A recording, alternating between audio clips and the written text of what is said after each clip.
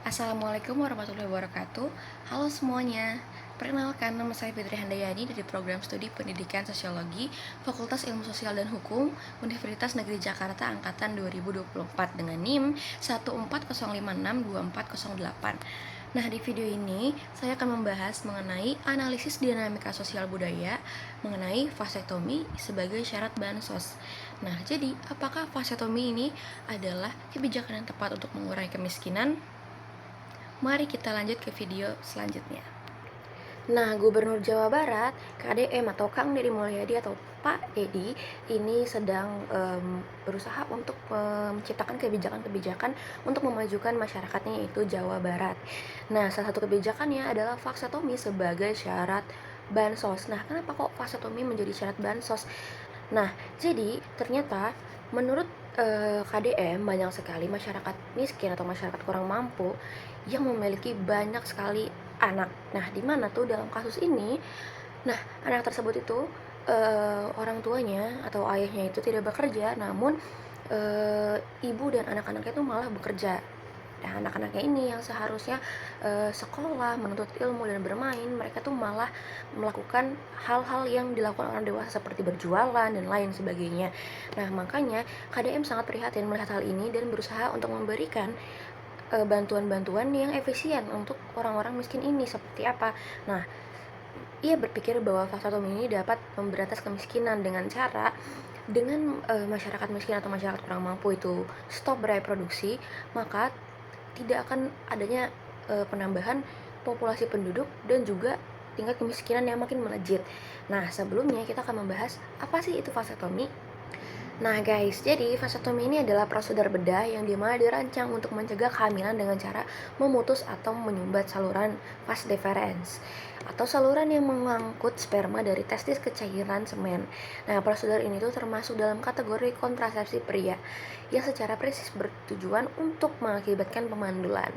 Nah, meskipun vasektomi ini pada umumnya dianggap sebagai solusi jangka panjang atau permanen, namun ada perkembangan teknologi medis yang memungkinkan untuk dilakukan rekanalisasi atau penyambungan kembali saluran sperma dengan tingkat keberhasilan yang bervariasi.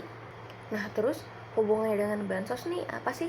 Nah, jadi karena didasari oleh pengendalian pertumbuhan penduduk, khususnya di kalangan keluarga prasejahtera, kebijakan atau usulan semacam ini tuh muncul dari gagasan bahwa dengan membatasi laju pertumbuhan keluarga melalui metode kontrasepsi permanen seperti vasektomi, pemerintah ini dapat membantu mengoptimalkan distribusi serta pembangunan sumber daya sosial. Dengan syarat semacam itu diharapkan juga keluarga penerima bansos dapat mengelola jumlah anggota keluarga secara lebih terkendali. Nah, sehingga program ini tuh dapat lebih efektif dalam meningkatkan kesejahteraan. Nah, tapi dalam langkah-langkah program ini tuh banyak perdebatan etis, hukum, dan keagamaan karena berkaitan dengan hak reproduksi dan nilai-nilai budaya masyarakat. Nah, selanjutnya kita akan membahas mengenai aspek sosial. Nah, aspek sosial yang pertama itu adalah respon masyarakat. Nah, jadi gimana sih respon masyarakat ini? Nah, jadi vasektomi sebagai syarat bansos ini memunculkan dinamika budaya yang kompleks. Kebijakan itu terkesan menggabungkan upaya pemerintah dalam pengendalian pertumbuhan penduduk dengan interferensi terhadap hak reproduksi dan otonomi pribadi keluarga. Nah, hal ini tuh menimbulkan keprihatinan karena tuh dianggap sebagai penggangguan nilai-nilai budaya dan norma sosial yang sudah mengakar. Nah, terutama dalam konteks keagamaan dan tradisional.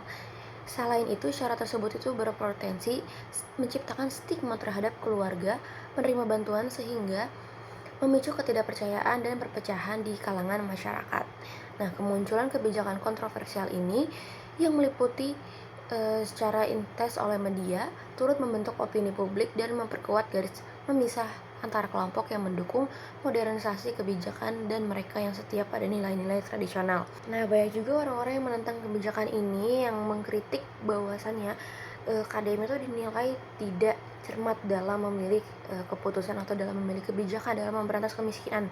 Jadi respon masyarakat di dunia maya ini itu beda-beda ya teman-teman. Ada yang positif dan juga ada yang negatif, ada yang kontra dan juga ada yang pro. Nah, masyarakat yang pro ini tuh menganggap bahwa vasektomi itu sebagai hal yang sangat benar, hal yang sangat betul dalam mencegah kemiskinan. Karena kenapa? Karena tuh banyak sekali di media-media yang dimana tuh eh, keluarga-keluarga dengan penghasilan tidak berkecukupan memiliki banyak anak yang dimana itu menambah populasi penduduk, namun dengan tingkat kemiskinan yang makin melejit. Nah, selanjutnya saya akan membahas mengenai aspek budaya. Yang pertama akan saya bahas ini mengenai nilai dan norma lokal. Jadi, dalam nilai dan norma lokal, terutama yang menganggap reproduksi ini sebagai anugerah dan bagian penting dari kesinambungan keluarga, vasektomi sebagai syarat bansos dipandang sebagai intervensi yang mengganggu otonomi pribadi. Kenapa bisa? Karena tuh kebijakan ini dianggap bertentangan dengan norma tradisional yang menekankan bahwa keputusan mengenai keluarga seharusnya adalah hak prerogatif individu dan tidak dipaksakan oleh kebijakan pemerintah. Yang kedua adalah representasi gender. Nah, vasektomi ini sebagai metode kontrasepsi permanen pada pria sering dikaitkan dengan maskulinitas karena berkaitan langsung dengan kemampuan reproduksi yang selama ini menjadi bagian identitas tradisional pria. Nah, jika diyakinkan vasektomi ini sebagai syarat bantuan sosial, hal ini tuh berpotensi menciptakan stigma, menekankan bahwa peran pria seharusnya terbukti melalui kemampuan beranak, sehingga mengubah persepsi tradisional tentang peran pria dalam berkeluarga. Nah, tidak hanya sebagai penyedia terapi, tetapi juga sebagai simbol keberlangsungan generasi. Nah, lalu yang ketiga ada konflik antara modernitas dan tradisi. Nah, jadi ketegangan muncul antara pendekatan modernisasi, kebijakan yang mempertimbangkan vasektomi sebagai cara mengendalikan populasi dan mengoptimalkan distribusi bansos dengan nilai-nilai tradisional serta keagamaan yang memandang reproduksi sebagai hak pribadi dan bagian dari warisan budaya. Nah, kebijakan ini juga dianggap sebagai kalangan interferensi yang mengganggu otonomi keluarga. Nah, sementara pendekatan modern menekankan efisiensi dan target bantuan sosial. Konflik ini tuh juga mencerminkan pergeseran antara pragmatisme kebijakan publik dan keyakinan mendalam masyarakat terhadap nilai-nilai yang telah lama dijunjung. Lalu yang selanjutnya ada dimensi etis dan hak asasi. Nah, yang pertama itu ada otonomi tubuh. Nah, jadi dalam kebijakan ini dianggap mengganggu hak individu dalam membuat keputusan terkait tubuh dan reproduksi. Kenapa? Karena pemaksaan prosedur medis permanen untuk memperoleh bantuan sosial dapat melanggar kebebasan pribadi. Lalu yang ketiga ada keadilan sosial. Nah, penerapan syarat ini tuh berpotensi memperburuk ketidaksetaraan. Kenapa? Karena di mana kelompok rentan atau miskin mungkin terpaksa memilih vasektomi demi akses bantuan sehingga menimbulkan perasaan diskriminasi dan ketidakadilan dalam distribusi sumber daya sosial. Lalu yang ketiga adalah diskursus etis. Nah, secara etis kebijakan ini memicu perdebatan apakah intervensi medis sebagai syarat menerima bantuan dapat dibenarkan. Nah, karena tuh mengingat adanya pertentangan antara efisiensi kebijakan publik dan nilai-nilai moral serta hak asasi manusia yang mengedepankan kebebasan memilih. Nah, lalu pembahasan terakhir adalah analisis sosiologis. Berhubung saya adalah mahasiswa pendidikan sosiologi, jadi saya akan menganalisis kasus ini dalam perspektif sosiologi. Yang pertama adalah dalam teori konflik sosial. Nah, jadi dari sudut pandang konflik sosial ini, kebijakan vasektomi sebagai syarat bansos mencerminkan upaya negara yang berpotensi memperkuat hierarki kekuasaan. Nah, kebijakan itu dilihat sebagai alat kontrol yang memaksa kelompok rentan yang seringkali merupakan penerima bansos untuk mengikuti aturan reproduksi yang ditetapkan oleh pemerintah. Nah, hal ini tuh juga menimbulkan ketegangan antara kelompok dominan atau pembuat kebijakan dan kelompok subordinat. Nah, memperkuat perbedaan kelas serta menimbulkan konflik terhadap keadilan distribusi dan hak asasi individu. Lalu selanjutnya ada dalam perspektif budaya. Nah, dalam teori perspektif budaya, dari segi budaya ini vasektomi itu merupakan tindakan medis yang memiliki makna simbolik penting terkait konsep maskulinitas dan peran reproduksi. Jadi dalam banyaknya nilai tradisional keagamaan, keputusan untuk mempunyai anak ini dipandang sebagai hak yang bertanggung jawab pribadi serta berkaitan dengan identitas keluarga dan kelanjutan generasi. Nah, dengan masyarakat vasektomi, kebijakan tersebut tuh menembus ranah nilai budaya dan norma yang telah lama diinput oleh masyarakat sehingga memicu resistensi dan persepsi bahwa intervensi negara telah mengganggu otonomi keluarga dan nilai-nilai keagamaan. Nah, teman-teman, kita sudah berada di penghujung pembahasan, yaitu kesimpulan. Nah, jadi kesimpulan dari pembahasan ini adalah dinamika sosial budaya fase Tomi sebagai syarat bansos menyadari bahwa setiap inovasi dalam kebijakan publik harus menyeimbangkan antara tujuan efisiensi ekonomi dan keadilan sosial dengan penghormatan terhadap nilai-nilai budaya serta hak asasi individu. Nah, di suatu sisi, inisiatif modernisasi seperti ini tuh bertujuan untuk mengoptimalkan penyebaran bantuan sosial dan juga sisi inisiatif modernisasi yang mana mengendalikan pertumbuhan penduduk demi distribusi sumber daya yang lebih objektif.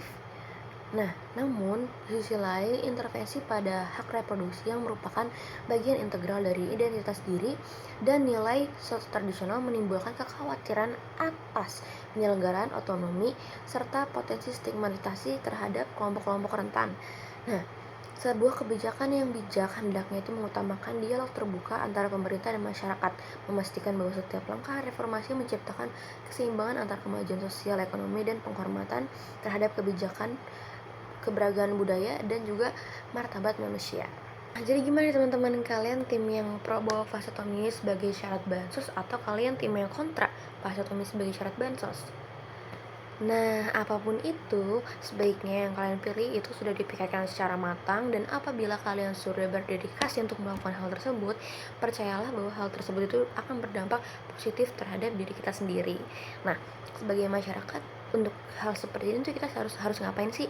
Nah, kalau kita tahu ya teman-teman, kemiskinan itu bukanlah hal yang dapat disepelekan, karena melihat tingkat kemiskinan di Indonesia ini juga sangat tinggi ya.